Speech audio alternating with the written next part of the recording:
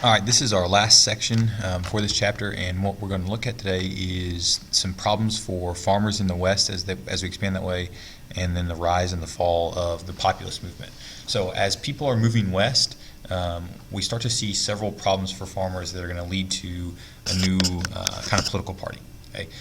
The first problem is that crop prices are falling, and the response for farmers in the West, so settlers that are moving out to the West to be farmers, their response is to falling crop prices is to grow more crops, and to do that they need to buy more land.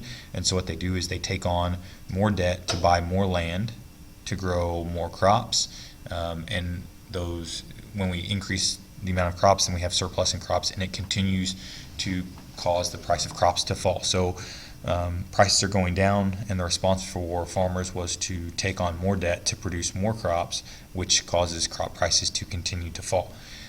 We also have a problem with greenbacks that are starting to be removed from circulation. So during the Civil War, the government printed greenbacks, which was paper money not backed by gold or silver, so you couldn't exchange it at a bank for gold.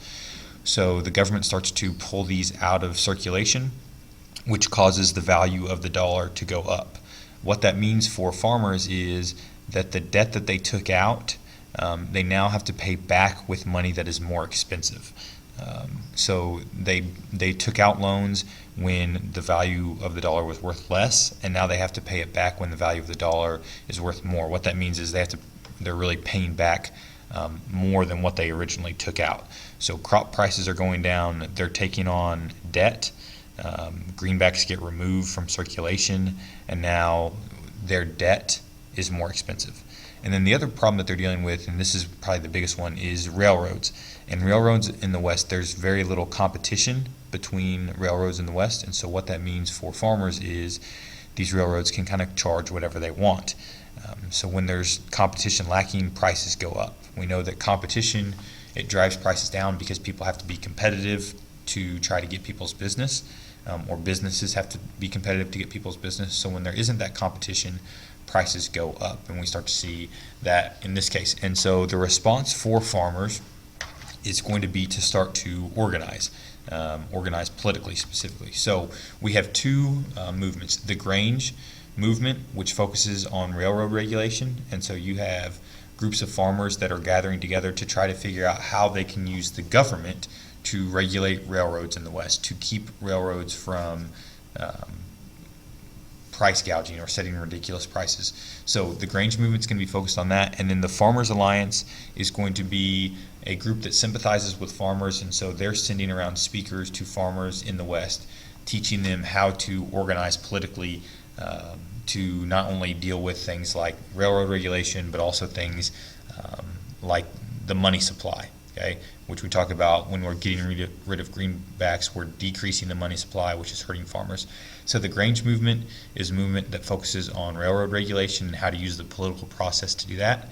And then the Farmers Alliance uses speakers to go around and talk to farmers about organizing to deal with problems not only like the railroad, but also money supply, interest rates, all those different types of things. Out of these two groups, then, the Grange movement and the Farmers Alliance, we're going to see the formation of populism, or the Populist Party, also called the People's Party. And what happens is farmers recognize through the Grange movement and Farmers Alliance is they realize that the best way to accomplish what they want to accomplish is to accomplish it politically. So they recognize the need for a political party that represents their interests, and that's what the Populist Party is going to do. So the Populist Party or the People's Party focuses on things for Western settlers, farmers in the West, but it also focuses on the life for industrial workers in the East. Not the people that are making big money, but the people who are working long days with little benefits and that kind of stuff. So the Populist Party or the People's Party is supposed to be representing the interest of the hardworking American. So it's the People's Party, the party, the people that are kind of building America. America's building off of their hard work and their sweat. It's a party that represents them. So their focuses are increasing the money supply. We go back to taking out greenbacks. That's decreasing the money supply. So they want to increase the money supply. They want graduated, but a graduated income tax, which means the more money you make, the more money you pay in taxes. They want to see direct election of U.S. senators by popular vote. At this time period, we have senators are being chosen by state governments instead of being elected. So members of the House of Representatives, they're elected by the people, but senators during this time period were not. They were chosen by state governments. They also want to see a single-term presidency, and they want secret ballot for voting. They think this will help work against voter fraud, and we'll talk about some of these in more depth later. And they want to go to an 8-hour workday. So these are things that the Populist Party is pushing for. Okay? Again, it's in response, largely formed out of farmers in the West who recognize that to get the things that they want accomplished, they're going to need a political party that supports what they believe. So what's going to happen is in the 1896 election, we already have the formation of the Populist Party. So you have the Republican Party, the Democratic Party, and the Populist Party. And the primary issue in this election is gold versus silver. Okay? So most Republicans favor a strictly gold standard, which means you only have money that is backed by gold, which means there's less money in circulation. It means that the value of the dollar increases. That helps northeastern businessmen. It hurts farmers and laborers in the East. Okay, so Republicans favor the gold standard. Democrats end up selecting a candidate who's going to favor bimetallism, which is what farmers and laborers in the South and the West want. Okay, bimetallism means that money can be backed by gold or silver. So bimetallism, two metals. Okay, money can be backed by gold or silver. So Republicans in the Northeast, businessmen, they favor the gold standard. Less money in circulation, the value of the dollar is worth more. That's good for their business and the fact that they own a lot of people's debts. Farmers and laborers in the South and the West, they favor bimetallism, which means gold or silver. What's going to end up happening is there are too many Democrats who favor the gold standard. So while the Democrats select bimetallism as their platform party, there are too many Democrats that are against that idea. Kind of splits the Democratic Party, and William McKinley gets elected in 1896 as the Republican candidate who favors the gold standard. Okay.